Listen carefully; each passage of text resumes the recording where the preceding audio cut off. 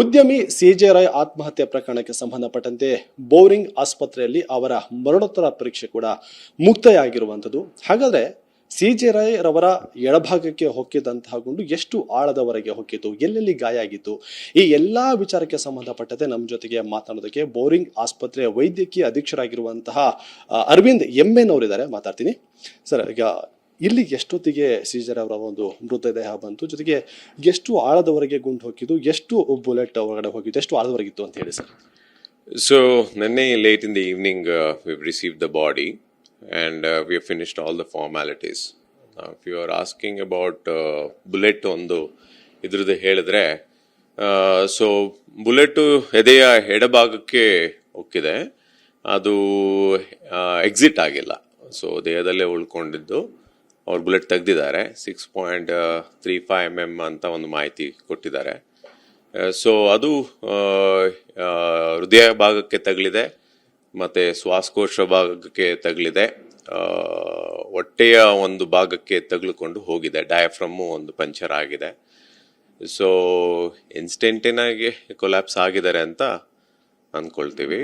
ಆಮೇಲೆ ಅವರು ಎಲ್ಲ ಥರ ಪ್ರೊಸೀಜರ್ಸ್ ಎಲ್ಲ ಫಾಲೋ ಮಾಡಿಕೊಂಡು ಒಂದು ರಿಪೋರ್ಟ್, ಫಾರ್ಮಲ್ ರಿಪೋರ್ಟ್ಗೋಸ್ಕರ ವೇಟ್ ಮಾಡ್ತಾ ಇದ್ದೀವಿ. ಹಾರ್ಟ್ ಜೊತೆಗೆ ಯಾವೆಲ್ಲ ಆರ್ಗನ್ ಡ್ಯಾಮೇಜ್ ಆಗಿದೆ ಸರ್? ಶ್ವಾಸಕೋಶ, ಹೊಟ್ಟೆ ಎಲ್ಲ ಬಿಟ್ಟು ಬೇರೆ ಯಾವ್ದಾದ್ರು ಆರ್ಗನ್ಗೆ ಡ್ಯಾಮೇಜ್ ಆಗಿದೆ? ಜೊತೆಗೆ ಕಾಸ್ ಆಫ್ ಡೆತ್ ಏನಂತ ಅನ್ಸುತ್ತೆ ಸರ್ ಎಕ್ಸಾಕ್ಟ್ ಆಗಿ? ಎಕ್ಸಾಕ್ಟ್ ಡೆತ್ ಆಸ್ ಆಫ್ ನಾವು ಪ್ರಿಲಿಮಿನರಿ ರಿಪೋರ್ಟ್ಸ್ ಪ್ರಕಾರ it's because of the bullet wound it self.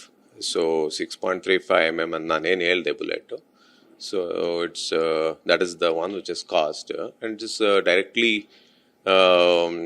ಹೃದಯದ ಎದೆಯ ಎಡಭಾಗಕ್ಕೆ ಹೃದಯನ ಸೀಳ್ಕೊಂಡು ಡಯಾಫ್ರಮ್ ಪಂಚರ್ ಮಾಡಿಕೊಂಡು ಶ್ವಾಸಕೋಶದ ಒಂದು ಲೋವರ್ ಲೋಬ್ ಅಂತ ಏನು ಹೇಳ್ತೀವಿ ಅದನ್ನು ಕೊಲ್ಯಾಪ್ಸ್ ಆಗಿದೆ. ಸೊ ಹಿಂದ್ಗಡೆಯ ರಿಬ್ಸ್ ಇದರಲ್ಲಿ ತನಕ ಬಂದಿದೆ ಬುಲೆಟ್. ಸೊ ಆದ್ರಿಂದ ಆಲ್ಮೋಸ್ಟ್ ಥ್ರೂ ಆ್ಯಂಡ್ ಥ್ರೂ ಥರ ಎಕ್ಸಿಟ್ ಒಂದು ವೂಂಡ್ ಒಂದು ಇಲ್ಲ ಅಷ್ಟೇ ಸರ್. ಈಗ ಬುಲೆಟ್ ಎದೆ ಭಾಗಕ್ಕೆ ಹೊಕ್ಕಿದ್ದಕ್ಕೂ ಅಲ್ಲಿ ಬೀಳುವಂತಹ ಅಂದ್ರೆ ವೂಂಡ್ ಏನಿದೆ, ಜೊತೆಗೆ ಒಳಗಡೆ ಹೋದಂತಹ ಸಂದರ್ಭದಲ್ಲಿ ಎಕ್ಸ್ಪ್ಯಾಂಡ್ ಆಗಿದೆ ಅಂತ ಹೇಳಿದ್ರು. ಅಂದ್ರೆ ಬುಲೆಟ್ ಒಳಗಡೆ ಎದೆಗೆ ಹೊಡ್ಕೊಳ್ಳೋದಕ್ಕಿಂತ ಜನ್ ಒಳಗಡೆ ಹೋದ್ಮೇಲೆ ಅದು ಎಕ್ಸ್ಪ್ಯಾಂಡ್ ಆಗಿದೆ ಅಂತ ಹೇಳಿ ಬುಲೆಟ್ ಅಫ್ಕೋರ್ಸ್ ಅದನ್ನೇ ಹೇಳ್ತಾ ಇರೋದು. ಹೃದಯ ಸೀಳ್ಕೊಂಡು ಹೋಗಿದೆ. ಸೊ ಅದು ಹಿಂದ್ಗಡೆಯ ಒಂದು ನಾವು ಎಂಟಕಾಸ್ಟಲ್ ಮಾರ್ಜಿನ್ ಅಂತ ಏನ್ ಹೇಳ್ತೀವಿ, ಅಸ್ಥಿ ಪಂಜರ ಹಿಂದ್ಗಡೆ ಎದೆಯ ಭಾಗದ್ದು ಅಲ್ಲಿ ತನಕ ಹೋಗಿದೆ.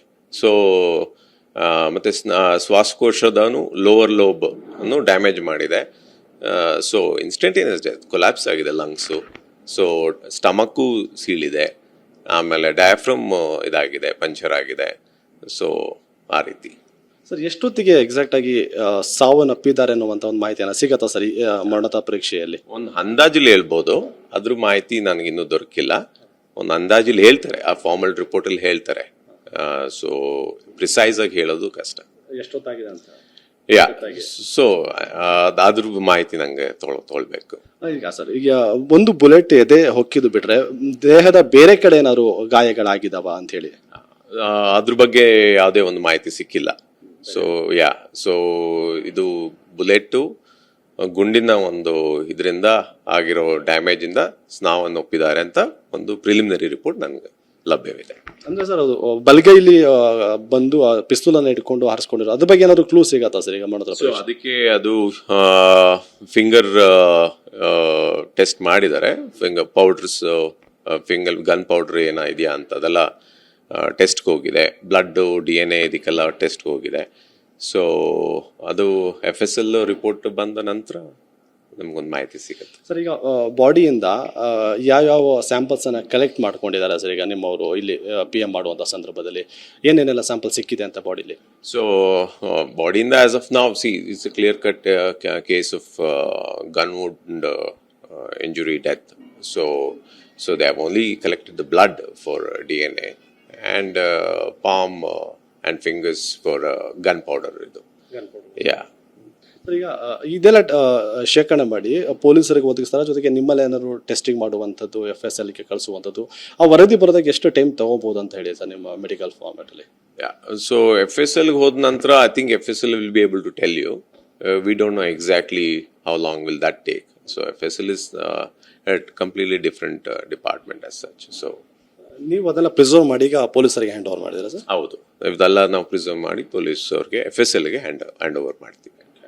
ಸೊ ಈಗ ಸರ್ ನಿಮ್ಗೆ ಏನಾದ್ರು ಮಾಹಿತಿ ಬಂದಿದೆ ಸರ್, ಮೃತದೇಹವನ್ನು ಯಾವಾಗ ಇಲ್ಲಿಂದ ಬೋರಿಂಗ್ ಆಸ್ಪತ್ರೆಯಿಂದ ತೆಗೆದುಕೊಂಡು ಹೋಗ್ತಾರೆ ಅನ್ನುವಂಥ ವಿಚಾರಕ್ಕೆ ಸಂಬಂಧಪಟ್ಟಂತೆ ಇವತ್ತು ಅಥವಾ ನಾಳೆನಾ ಅಂತ ಹೇಳಿ? ನಾ ಅದ್ರ ಬಗ್ಗೆ ಇನ್ನೂ ಚರ್ಚೆ ಮಾಡಿಲ್ಲ. ನಾನು ಮಾಹಿತಿ ತೊಗೊಂಡ ತಕ್ಷಣ ತಮ್ಗೆ ತಿಳಿಸ್ತೇನೆ.